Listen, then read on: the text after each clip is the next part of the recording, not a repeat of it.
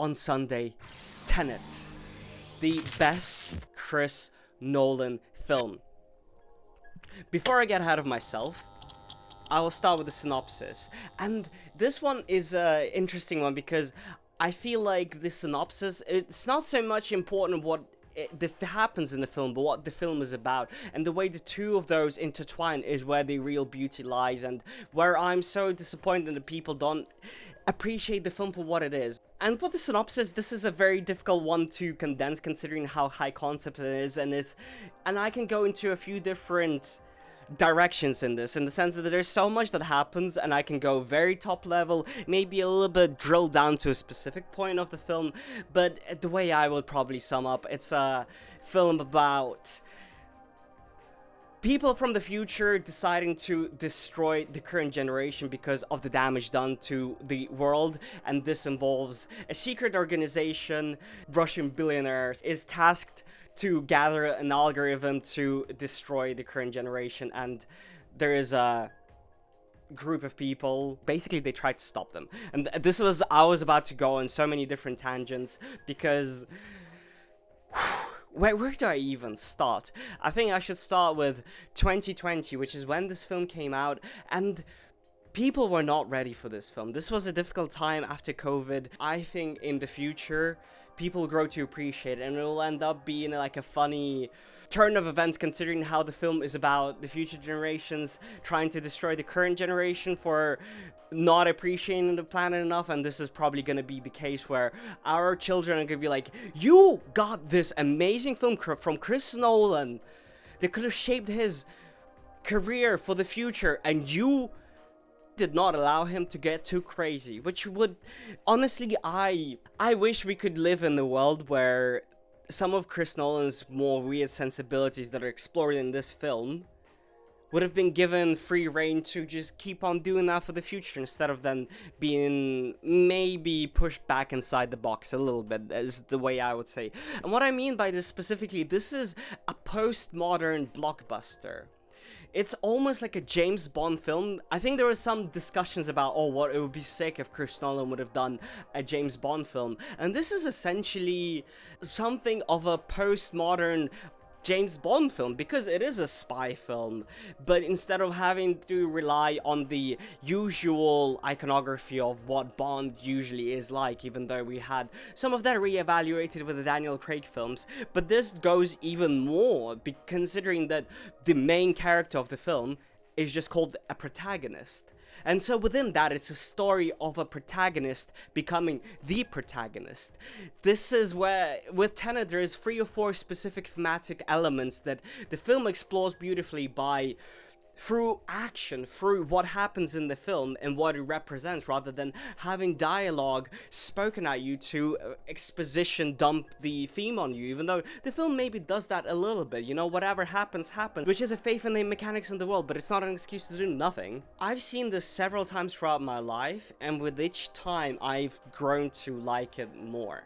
In 2020, I did not understand it too much. It was interesting, but then once I got back, I read the reception to this online, I've sided with whatever the people were saying, and then it was forgotten for years. BFI IMAX was doing a few screenings of Nolan films. I think this one might have been part of the countdown to Oppenheimer, and this is where I was able to watch this for this was my first IMAX 70mm film, which makes it special on that alone, because I've never seen a 1.43:1 aspect ratio film, and this really a film that you need to align with it emotionally, and there is no better place to do it than in the cinema, and specifically the BFI IMAX is arguably one of the best places to have that opportunity, and that's where I was able to appreciate it a little bit more, but it still felt a little bit too confused to me.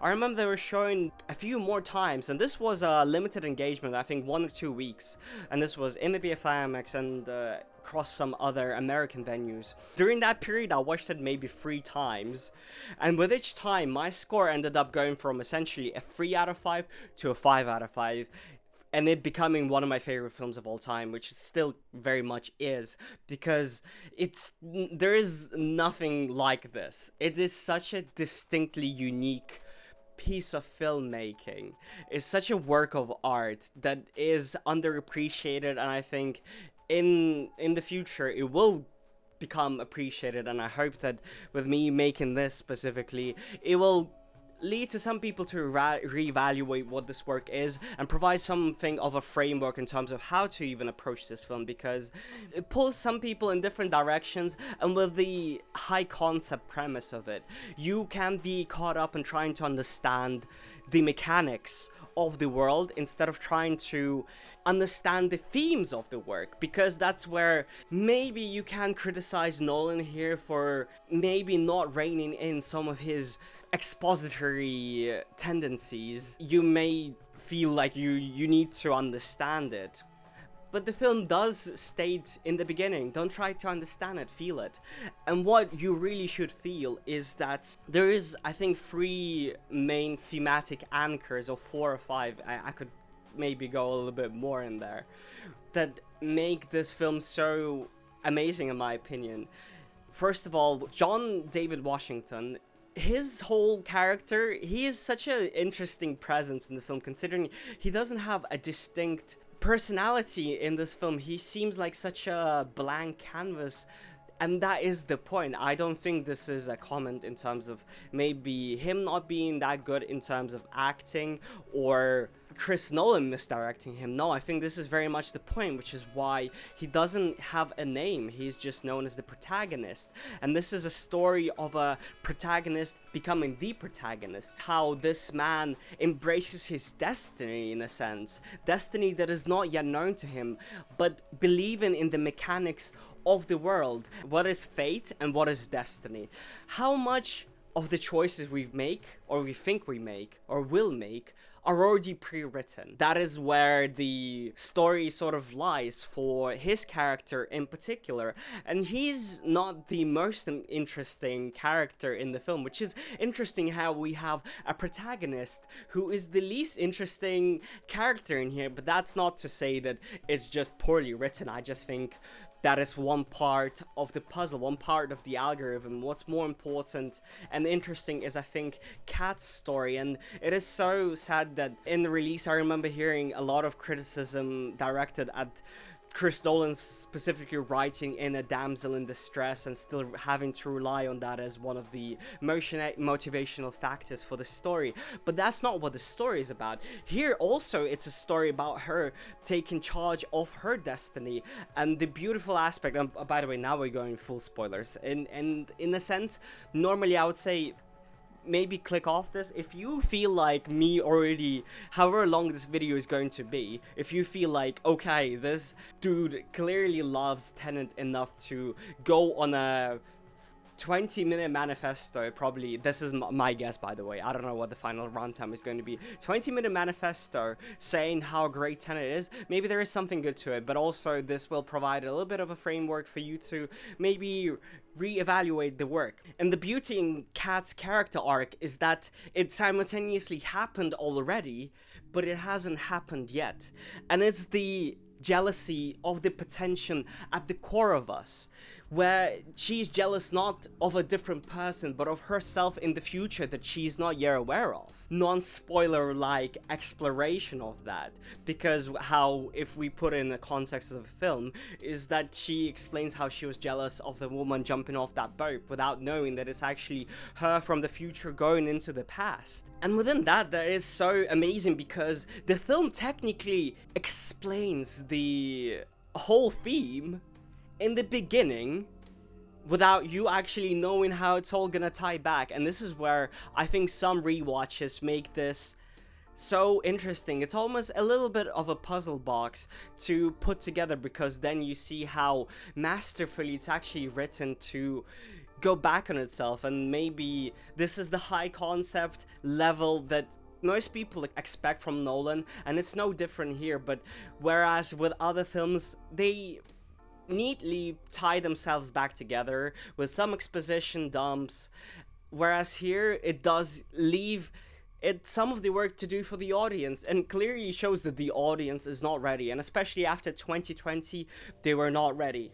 The other interesting theme and metaphor here is the battle against the self, wherein you have to accept yourself and accept maybe your destiny partially as well, which ties back to the concept of a protagonist and the transformation from a protagonist to the protagonist, because throughout the story, when the story ends up circling back on itself and John David Washington goes back into the past to save Kat, and where they end up in the Freeport Turnstile, where he has to fight himself technically without even knowing that. And this is an interesting also thematic nugget to where when we go through the film in chronological order, we still do not understand this yet, but then in retrospect we understand how the mechanics of our maybe future selves work against us in one way or another, but also they are a learning opportunity for us. And this is the dynamics of how we learn from the past and the future. It's so thematically dense, you see what I mean? And this is not even mentioning the whole aspect of how this is essentially a story of a Russian billionaire who tries to destroy the world. A little bit prophetic in a sense, because these machinations have been in place for many years, so I don't think Chris Nolan is specifically some kind of prophet for seeing how all of it is going to turn out in the future. But I think ever since 2020, the transfer of wealth from the poor to the mega rich has been expedited in an unprecedented scale, which is horrifying to see. It is not difficult to imagine now a future where all of this value extraction, all of this resource usage is gonna leave the planet in a terrible state to where maybe future generations would genuinely hate past generations so much to where they would be willing to do something like this. Is genuinely scary to think. In one hand, it is such a high concept. Oh wow, this is like AI, whoa, this is like Terminator, Skynet situation where people like, wouldn't that be crazy? But genuinely, look at what's happening with AI right now, with LLMs. Maybe it's not so far-fetched, and it is another one of those thematic layers that can be analyzed from so many different thematical points in terms of the interplay of characters and their destiny, to interplay of how the future and the past works on an environmental scale, on a personal scale, economic scale. All of those elements go together to provide such an extremely dynamic and complex puzzle of a film, almost, in a sense, but not so much a puzzle to there is a correct answer for you to achieve, but it's an interesting one to just discuss and think about. That's where the film also talks about some of those themes without directly telling you how it all relates to the film. It does have those exposition dumps at parts, but it still makes it so dynamic. It's where they talk about of course the grandfather paradox. The film provides you some ammunition to be something of a framework, but then it just bombasts you with so many cool set pieces and the music, and then it just overloads you a little bit in commitment to this maximalism. If we are making blockbusters, this is what they should really be like, and I'm so sad that this wasn't appreciated enough. And another element I would also like to discuss is specifically Neil's character, where Robert Pattinson provides such a warmth to the film as well. The way it also, by the way, circles back on itself. It's a friendship that has lasted for years without John David Washington it has even known. And that scene in the end, it's become a bit of an emotional scene to me, because to get a little bit personal, a friend of mine passed away. Neil's character becomes something of a symbol to what my friend who's now passed away represents to me, because whether people live or die, some of those ideas stay with us in one way or another, and it's the way we take those ideas with us. In a sense, it's an end of a friendship, but also start of another friendship, to where you're almost in a conversation with a ghost that you will never really end up meeting in real life or having a real conversation, but you remember what they represent to you, lessons that they taught you, some of those ideas will still stay with you, and you will still call back on them. I think really relates so much is that at that point in the film, Neil's fate is already sealed, or rather his destiny, because he has chosen it himself. We know the impact he's already had on the world, the protagonist, but for us that is the end. So deeply poetic and beautiful. And this is a very unscripted exploration of why I think Tenet is Chris Nolan's best film. I think with maybe some more workaround in terms of making this more scripted, I could provide some more interesting examples, analysis, just because I'm just going off the back of what I remember from the film. And I watched it 5-6 times, I remember it pretty well. And watching it again just again solidifies why I love it so much.